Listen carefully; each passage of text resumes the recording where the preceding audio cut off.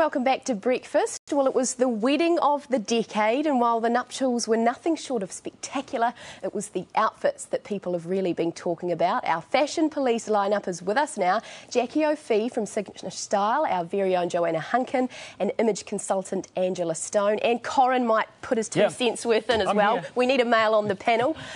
Let's start with you, Jackie. Tell us, what did you think of the dress? We need to start with the dress, don't we? I thought Kate's dress was absolutely beautiful and stunning, don't get me wrong, but I was disappointed. Yeah. With what specifically? It was absolutely elegant, stunning, all of those things, but I wanted more. I wanted a little bit more fairy tale princess. This is a royal wedding and not a minor royal wedding. I just wanted a bit more. What would you have done? Were you saying it sort of lacked the wow factor? I just think it was absolutely beautiful, don't get me wrong, but I'm thinking more Parnell Cathedral than Westminster Abbey. Yeah, because she went quite symbolic. She went quite symbolic, didn't she, Jo? You know, with the veil and it was very kind of, I mean, it was obviously very Princess Grace. I loved the dress. I did think, you know, she pulled it off beautifully, but the makeup was what killed me. The kohl-rimmed eyes. What? It's not 1989. I know Princess Di, maybe it was a tribute to her, but no, come on, soften the look. It was too harsh, it was too much. And she did her own makeup, that was the interesting thing. Yes. She could have had anyone in the world do her makeup for her. But she was quite adamant about that because she's sort of confident with her style, isn't she? Angela, what about, I'm going to give you a tough one here. Sure.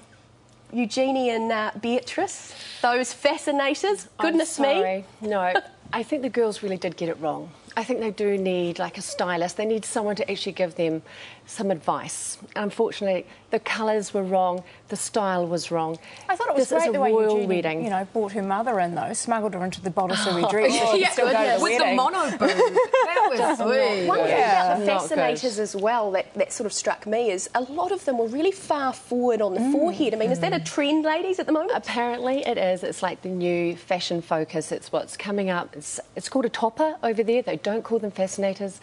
They call it a topper.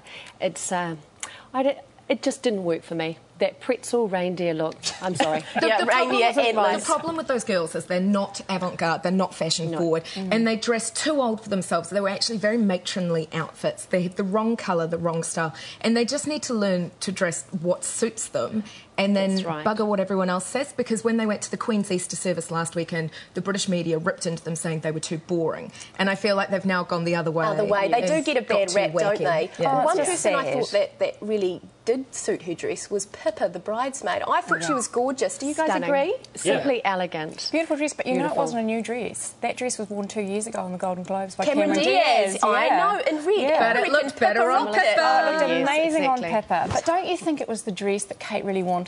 Like, yes, if Kate that's had exactly had a choice, what I thought. That if she had been marrying anyone else in another cinema, that would have been the dress. But I thought it showed that they are so close as sisters. To put your sister in a dress like that and have her look that good, and that you really love the woman. Because it's a bit disturbing when you've heard a lot of reports, Angela, you might have seen this, saying that Pippa was trying to upstage the bride and they were putting her on the slab. That's pretty rough, isn't it? It is rough. It was the epitome of elegance, and it suited her body shape, it suited her style. The cap sleeves were very modern and young and youthful as well. You know, it was beautiful, but it would also look gorgeous at a beach wedding. Yep. That style. You can imagine bare feet. It could go either way, but she was beautiful. Moving on, we had the fascinators and things, but then the Prime Minister's wife doesn't even wear a hat. Is that a no-no? Absolute dreadful faux pas. What wedding did she think she was going to? I thought it was appalling. I was like, what is she wearing? Sorry. Completely wrong. Why would she have done that? Why would she have not worn a hat? Well, I'm wondering if there was something wrong with the hat, that it actually just didn't work, and she had a clip. I mean, her dress was absolutely beautiful. Her dress was gorgeous, and, you know, she had a lovely hat, but her clip, maybe did the hat just not work for her on the day? There was no jacket with the dress. She had a shawl. More going on. Yeah, she had an orange. I didn't mind. I thought the colour scheme. I think she looked a lot better than a lot of the British aristocracy. Absolutely. But I agree. Yeah, there needed to be some sort of headwear.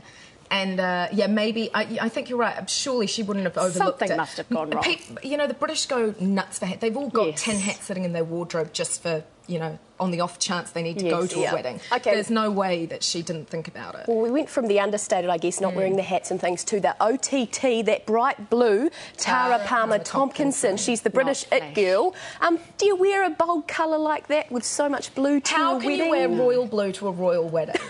It's all right. Is that a no-no? Surely not. She was heading to the cocktail function afterwards, I think. She had her mind on the party. She's known as a party girl. I suspect that's where she was really heading with And she had one of those forward hats as well. Just didn't work. She looked like she was trying to upstage. You don't wear that type of colour to the royal wedding, I'm afraid to say. OK, so on the whole, there were some good choices, some not so good choices. Corin, who is your best dressed? I'm just feeling like what it must be like to sit down and listen to someone have to explain the offside rule in soccer right now, because I just don't know what's going on. I know, here. you're a bit like, oh, I could do that as well, Corin. Oh, really? Oh, wow. No, this is great. I just, I had such passion. Yes, you liked Pippa the bridesmaid, though, didn't you? Yeah, I thought Pippa looked pretty good. Yeah.